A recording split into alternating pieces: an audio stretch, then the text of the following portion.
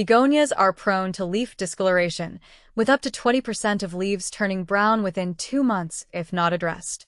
Begonias need frequent feeding, but overfertilizing can cause stunted growth up to 30% in just 1 month.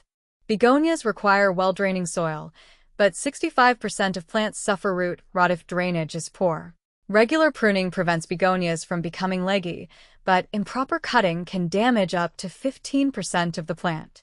Begonias thrive in 50 to 70% humidity, but 45% of plants decline when levels drop below 40%.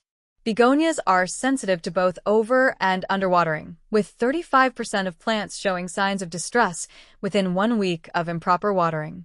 Begonias are prone to mealybugs and spider mites, which can infest up to 25% of plants if left unchecked. Applying a high-phosphorus fertilizer every 2 to 3 weeks can increase bloom size by up to 35%. Discover the top care tips to keep your begonias thriving.